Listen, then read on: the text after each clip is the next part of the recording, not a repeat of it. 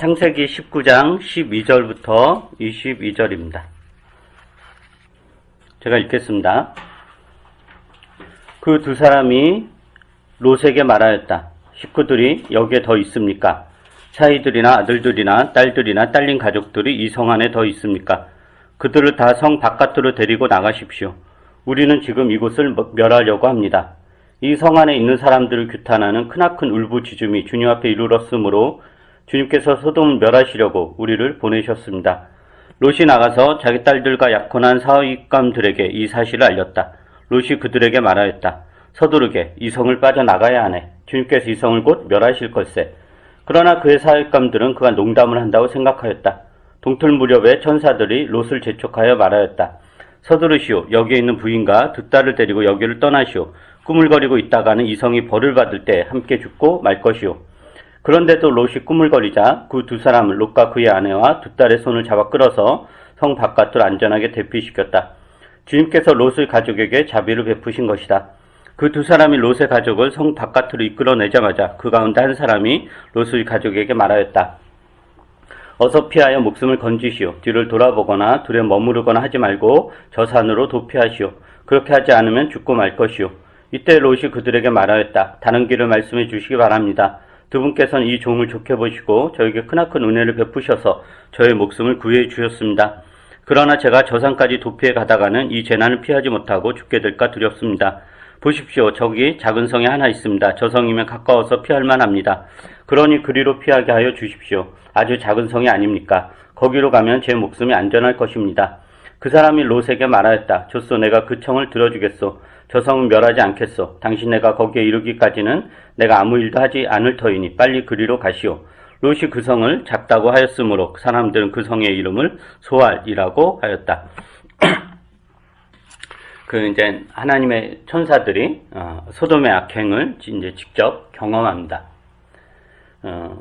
하나님은 이제 소돔의 주민들이 회개할 가능성이 더 이상 없다라고 여겼기 때문에 아브라함에게 예고했던 대로 소돔을 멸망시키기로 작정을 하고 이제 실행을 하려고 합니다. 근데 이제 소돔을 멸망시키기 전에 우선 하나님은 아브라함과의 약속도 있고 해서 롯과 그의 가족을 먼저 구원하고자 합니다. 그래서 이 천사들이 롯에게 사이들, 아들들, 딸들, 그의 딸린 식구들 있다면 모두 데리고 어서 빨리 성 밖으로 대피하라. 대피시키라 라고 이야기를 합니다. 그래서 롯이 이제 딸들과 약혼한 사윗감들에게 소돔이 곧 멸망할 것이다 라는 그 천사의 이야기를 전하고 소돔을 빠져나가야 된다. 어서 속히 빨리 빠져나가야 된다 라고 이야기를 합니다. 근데 사윗감들이 그 이야기를 진지하게 듣는 것이 아니라 농담으로 되게 우습게 여겼다 라고 이야기를 하죠. 그런데 이제 새벽이 되었어요. 그 15절에 동틀 무렵이라는 표현 나오는데 새벽이 되었는데 이제 롯이 미적거립니다. 빠져나가지 않고. 그러니까 천사들이 이제 서둘러 떠나야 한다고 재촉해요. 그래도 롯이 계속 이제 머뭇거리죠. 꾸물거렸다라고 표현을 해요. 그러니까 천사들이 도저히 두고 볼 수 없어가지고 그냥 거의 강제적으로 롯과 그 가족의 손을 잡아 끌어서 그 가족이 이제 그 아내와 두 딸이죠. 잡아 끌어서 성 바깥으로 대피시킵니다. 그리고 이제 천사들이 롯에게 그 가족에게 어떤 경고를 하냐면은 뒤를 돌아보지 말고 저기 보이는 산으로 도피하라 라고 이야기하고 만약에 그렇게 하지 않으면 죽을 거다 라고 경고합니다. 그저 롯이 또 이제 다른 이야기를 하죠. 우리가 산으로 피신하다가는 죽을 수 있다. 그러니까 저 산이 아니라 저기 앞에 보이는 작은 성으로 피하게 해달라 라고 요청을 합니다. 그러니까 이제 천사들이 그 청을 들어주고 너희가 저 성으로 피할 때까지는 어쨌든 그 성을, 그 피신할 성은 멸망시키지 않겠다라고 하면서 그 롯이 요청한 성으로 피할 수 있도록 그 허락을 합니다.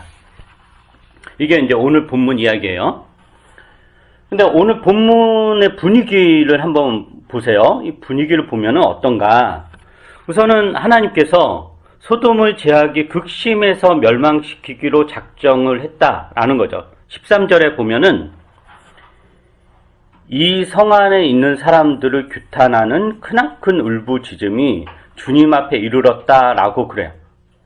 그러니까 이 구절에서 알 수 있는 것은 뭐냐면은 소돔의 죄악이 소돔에 거주하는 일부 주민들에게 국한된 것이 아니라 그 13절에 그죠. 이 성 안에 있는 사람들을 규탄하는 크나큰 울부짖음. 그럼 이 크나큰 울부짖음은 이 성 안에 살고 있는 사람들이 울부짖는 것이 아니라 이 성 바깥에 살고 있는 사람들이 울부짖는 거죠.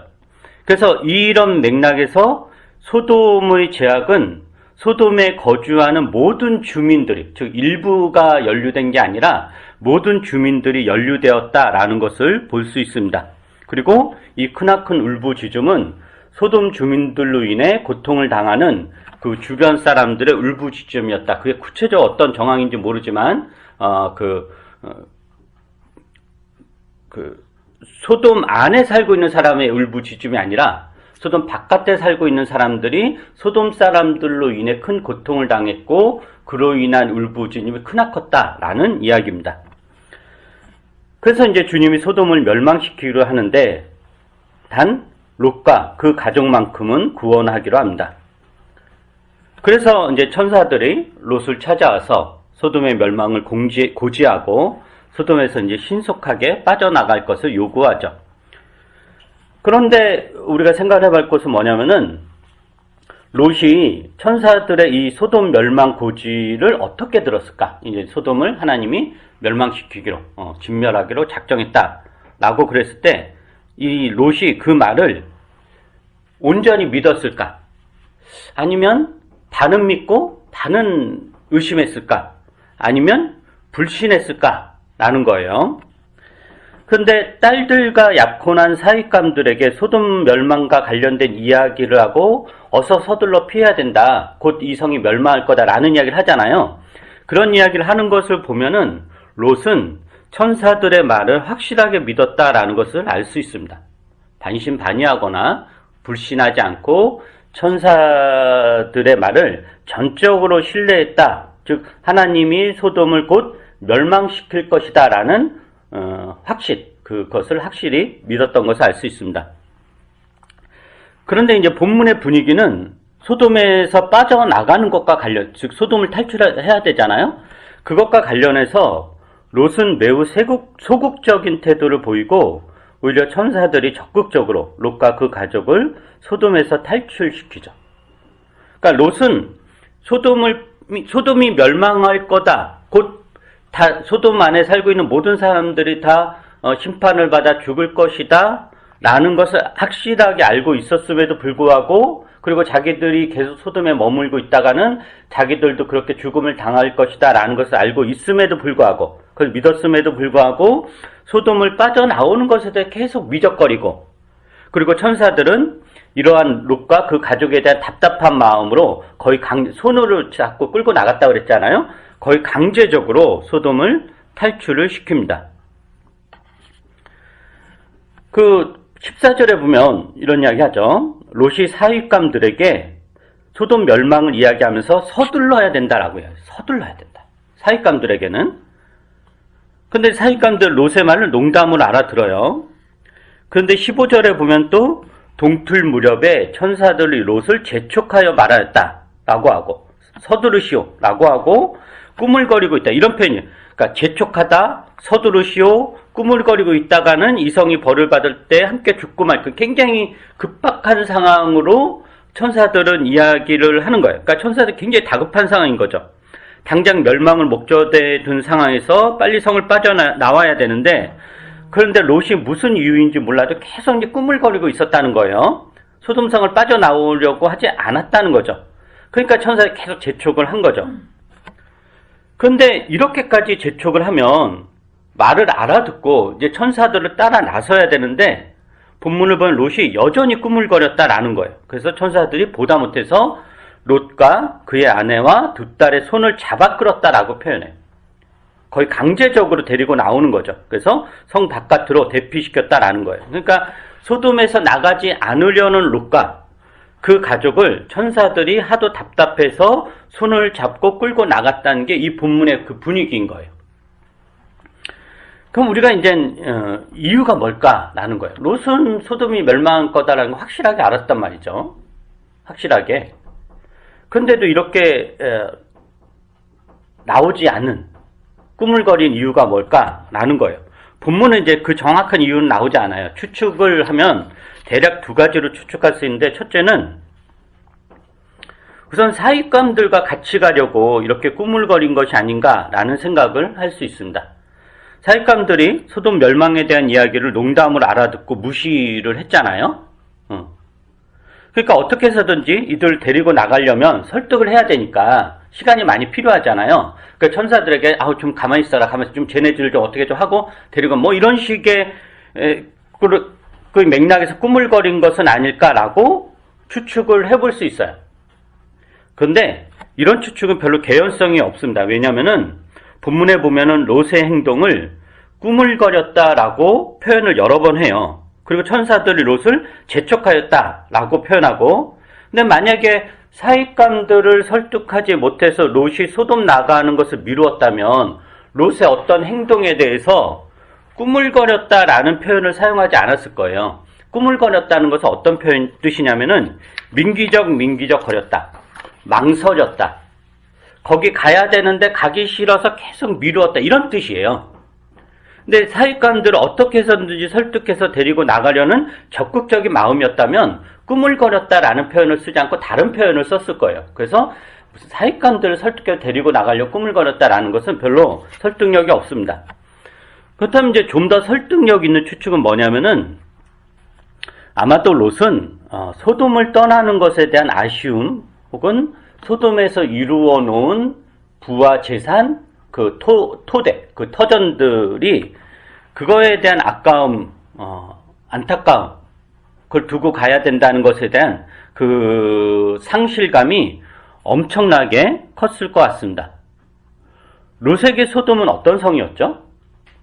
그 창세기 13장에 보면은 롯도 많은 재산이 일구고 가축이 늘어나고, 아브라함 역시 많은 재산이 늘어나고 가축이 늘어났다라고 그래요. 그래서 원래는 이제 같이 살고 있었는데 서로 각자 재산이 늘어나다 보니까 그 식솔들 간에 계속 이제 다툼이 일어나서 아브라함이 이러면 도저히 안 되겠다라고 그래가지고 롯에게 제안을 합니다. 우리가 이렇게 같이 살다가는 너와 나까지도 원수가 될 수도 있으니까 서로 각자 분간해서 각자의 집안을 이루자라고 제안을 해요. 그리고 나서 그 롯에게 어떤 이야기 하냐면은 네가 가고 싶은 거 먼저 선택해라. 롯에게 이제 선택권을 주죠. 네가 선택하면 나는 그 반대편을 가겠다라고 그래요. 그래서 창세기 13장에 보면은 10절에 보면은 제가 읽어볼게요. 롯이 이제 땅을 그러니까 본인이 가고 싶은 땅을 선택하는 것과 관련된 건데, 창세기 13장 10절에 보면은 롯이 멀리 바라보니 요단 온 들판이 소알에 이르기까지, 이 소알이라는 단어 기억하세요. 소알에 이르기까지 물이 넉넉한 것이 마치 주님의 동산과도 같고 이집트 땅과도 같았다. 아직 주님께서 소돔과 고모라를 멸망시키기 전이었다. 롯은 요단의 온 들판을 가지기로 하고 동쪽으로 떠났다. 이렇게 해서 두 사람은 따로 떨어져서 살게 되었다. 아브람은 가나안 땅에서 살고 롯은 평지의 여러 성읍을 돌아다니면서 살다가 소돔 가까이에 이르러서 자료를 잡았다. 소돔 사람들은 악하였으며 주님을 거슬러서 온갖 죄를 짓고 있었다.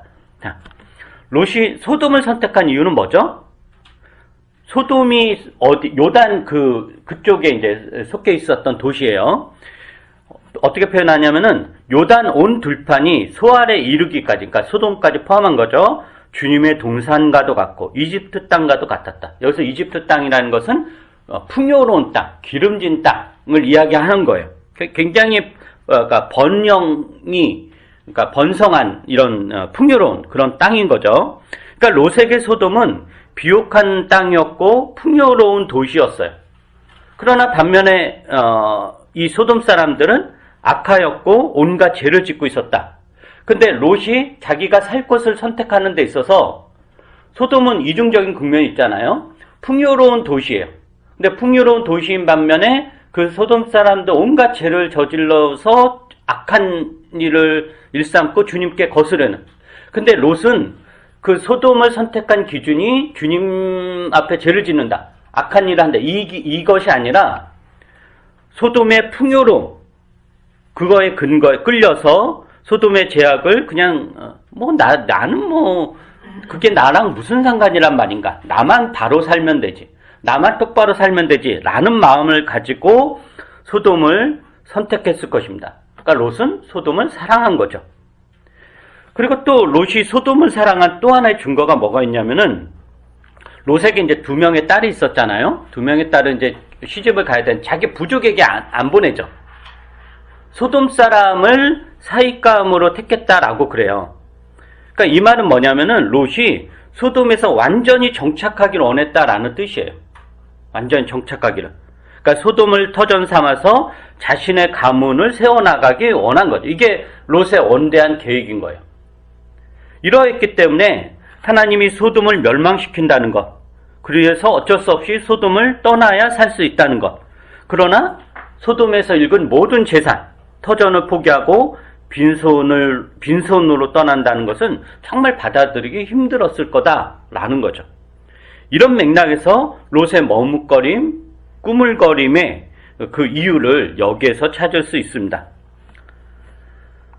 롯은 그 사익감들처럼 천사들의 소돔 멸망 고지를 농담으로 알아듣지 않았죠. 헛소리로 듣지 않아요. 그걸 굉장히 진지하게 받아들였고 하나님의 뜻으로 확실하게 믿었고 하나님이 이제 머지않아 이 소돔을 멸망시킬 것이다 라는 것을 믿었습니다.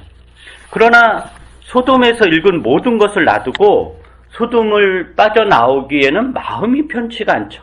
아깝고 미련이 남아요. 그래서 계속 주저하고 머뭇거리고 꾸물거리는 것입니다. 그리고 롯의 이러한 꾸물거림은 소돔을 빠져나오고 나서도 이어지는데 소돔을 빠져나온 롯의 행동을 보면 돼요. 한번 17절부터 22절 한번 다시 보세요. 오늘 본문에서 17절 22절을 제가 읽어볼게요. 그 2사람이 롯의 가족을 성 바깥으로 이끌어내자마자 그 가운데 한 사람이 롯의 가족에게 말하였다. 어서 피하여 목숨을 건지시오. 들을 돌아보거나 들에 머무르거나 하지 말고 저 산으로 도피하시오. 그렇게 하지 않으면 죽고 말 것이오. 이때 롯이 그들에게 말하였다. 다른 길을 말씀해 주시기 바랍니다. 두 분께서는 이 종을 좋게 보시고 저에게 크나큰 은혜를 베푸셔서 저의 목숨을 구해 주셨습니다. 그러나 제가 저 산까지 도피해 가다가는 이 재난을 피하지 못하고 죽게 될까 두렵습니다.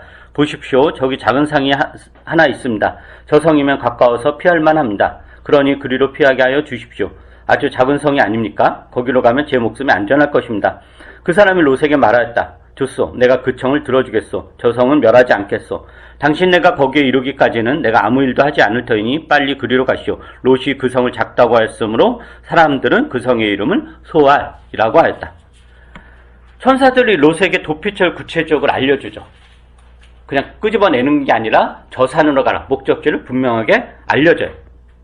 근데 롯이 뭐라고 하냐면은 저 산까지 도피하다가는 우리가 이 재난 피하지 못하고 죽게 될까 두렵다 라고 하면서 소알이라는 성으로 피하게 해달라라고 그래요. 근데 롯이 산으로 피시나라는 천사의 말을 듣지 않고 소알로 도피하겠다고 한 이유가 뭘까라는 거예요.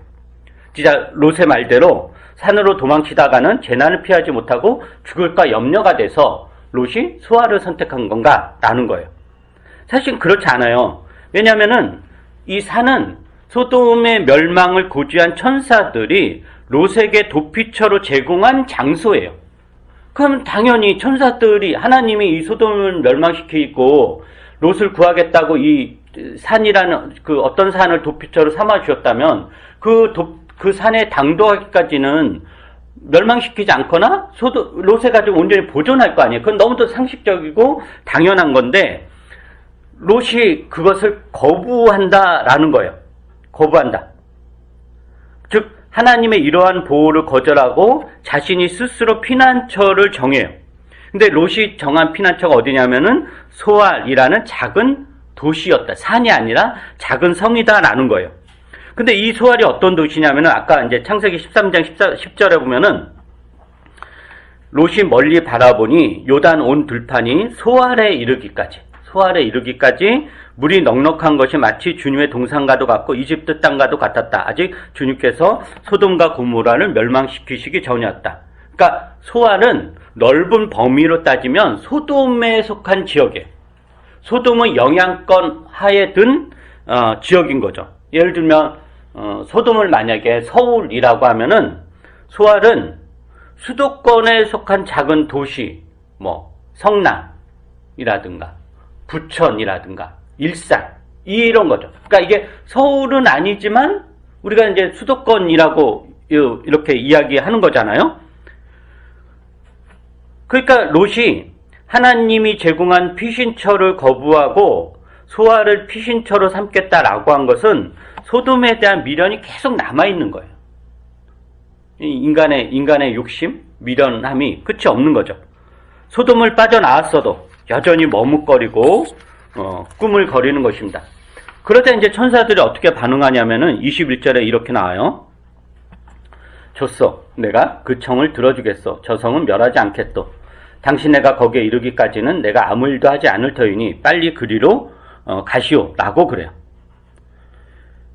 이것도 그 문장의 그 뉘앙스를 보면은 천사가 혼쾌한 마음으로 롯의 청을 들어준 것이 아니에요. 롯이 하도 머뭇거리고 꿈을 거리니까 답답한 마음에 청을 들어준 거예요. 롯이 계속 이런저런 핑계를 대면서 소돔을 벗어나려고 하지 않으니까 이렇게라도 롯의 청을 들어주면서 소돔에서 벗어나게 하려는 거죠.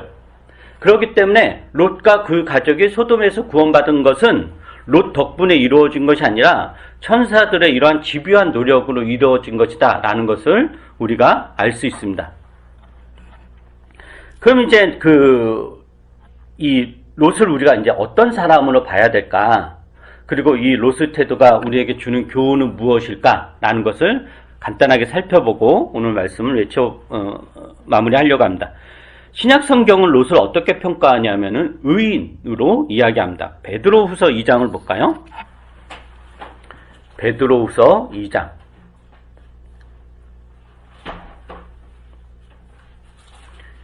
베드로후서 2장 6절부터 8절입니다. 제가 읽겠습니다. 베드로후서 2장 6절부터 8절. 그리고 소돔과 고모라 두 성을 잿더미로 만들어 멸망시키셔서 후세에 경건하지 않은 자들에게 본보기로 삼으셨습니다. 그러나 무법한 자들의 방탕한 행동 때문에 괴로움을 겪던 의로운 사람 롯은 구하여 내셨습니다. 그 의인은, 롯을 이야기하는 거죠. 그 의인은 그들 가운데서 살면서 보고 듣는 그들의 불의한 행실 때문에 날마다 그의 의로운 영혼에 고통을 느끼고 있었던 것입니다. 롯은 어떤 사람인가? 신약성경이 평가하는 것은 의인입니다. 의인.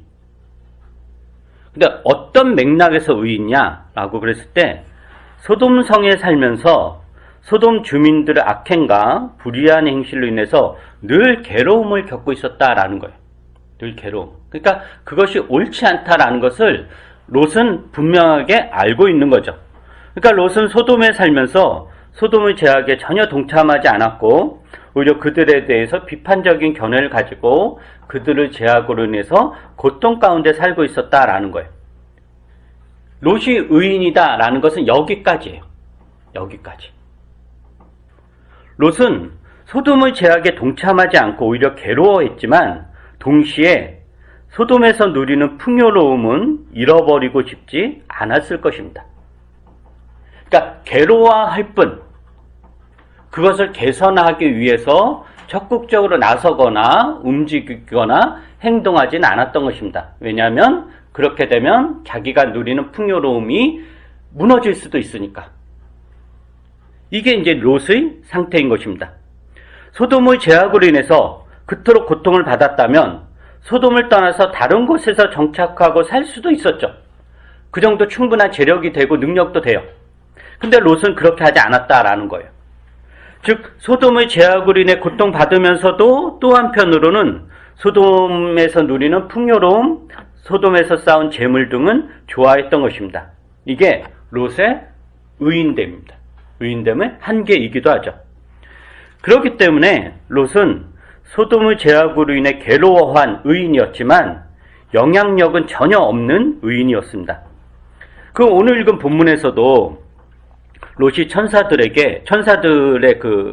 전해준 소돔 멸망에 대한 이야기를 사익감들에게 이야기를 하죠. 근데 롯이 그것을 장난스럽게 이야기했겠어요? 얼마나 급하고 진지하고 엄중하고 다급하게 사익감들에게 이야기를 했겠어요? 엄중하게 사익감들에게 이야기를 했을 거예요. 근데 사익감들이 어떻게 듣냐면은 농담으로 들었다라고 그래요. 이 말은 롯이 아무 영향력도 없었다라는 것을 의미합니다. 아무 영향력도 없는 사람인 거예요. 사익감들이라면 장래 장인이 될 사람의 말을 진중하게 들어야 되는 것이 상식 아니에요? 최소한 물어본다거나 진짜 그런 일이 일어납니까? 라든가 뭔가 반응을 해야 되는데 그냥 우스갯소리로 들었다. 그러니까 헛소리로 들었다. 라고 하는 거예요. 그러니까 전혀 영향력이 없었던 거죠. 그 다음에 이제 오늘 읽은 본문, 그 다음 본문을 봐도 마찬가지예요. 롯의 아내도 롯의 말을 듣지 않아요. 뒤를 돌아보지 말라고 그랬는데 뒤를 돌아봐가지고 소금기둥이 되고, 그리고 나중에 그 엽기적인 이야기가 나오죠. 롯의 두 딸이 하나님의 뜻과는 전혀 다른 희한한 방식으로 후손을 보려는 것에 대해서 롯은 어떤 태도를 보여요? 거의 무기력한 태도를 보입니다. 하는 게 없어요. 술 취한 상태에서 그냥 그 두 딸이 하는 대로 이제 끌려가는 그런 무기력한 상태.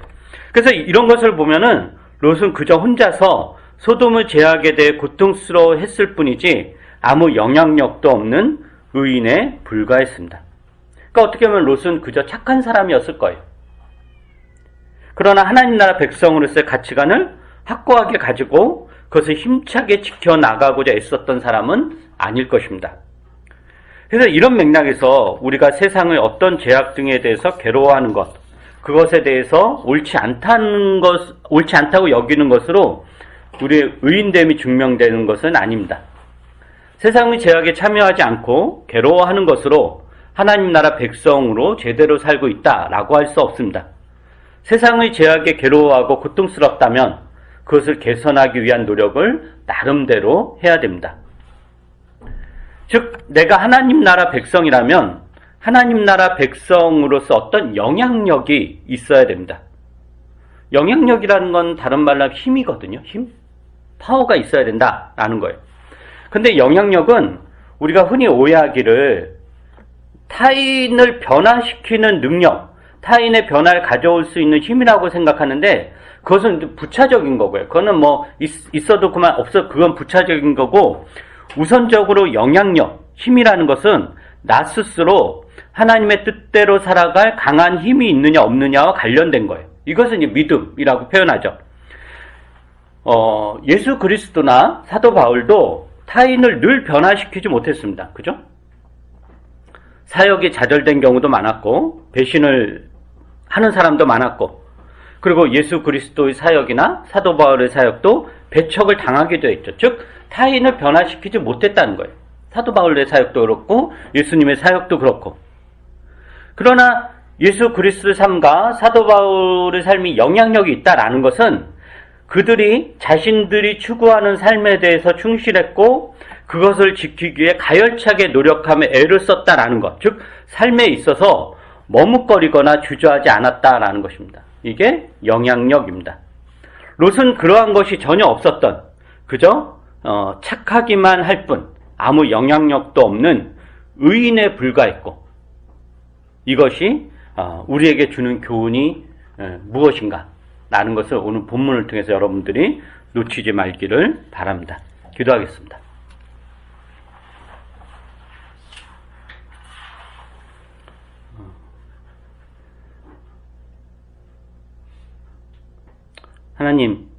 하나님께서는 저희들을 그리스도의 강한 군사로, 또 우리 주 예수 그리스도의 충실한 제자로 훈련시키고 이 세상을 살아가도록 저희들 독려하시고 격려하시며 이끌어 가십니다. 그러나 우리는 자주 머뭇거리고 주저하고 옳지 않다는 것을 알면서도 불구하고 잃어버릴 것에 대한 걱정으로 적당히 타협하면서 우리의 삶을 그저 그렇게 롯처럼 끌어가고 있지 않은가 다시 한번 우리 삶을 돌아보게 됩니다. 우리가 하나님 나라 백성으로서 하나님 믿는 신자로서 의 정체성과 또 그 가치관을 어떻게 부여잡고 그것을 가열차게 우리 삶에서 이루어내며 살아가고 있는가 돌아볼 수 있도록 은혜를 베풀어 주시옵소서. 우리가 믿는 내용이 우선적으로 내 삶에 어떤 영향력을 끼치는지 돌아보게 해 주시고 그 힘을 가지고 또 우리가 이 세상은 하나님의 백성을 온전히 살아갈 수 있도록 은혜를 더하여 주시옵소서. 롯의 자리에 우리가 머물지 말게 해 주시고 더 전진하고 더 나아갈 수 있도록 더 큰 힘을 가지고 신앙에 있어서 장성한 사람이 될 수 있도록 은혜를 베풀어 주시옵소서. 예수님 이름으로 기도합니다. 아멘.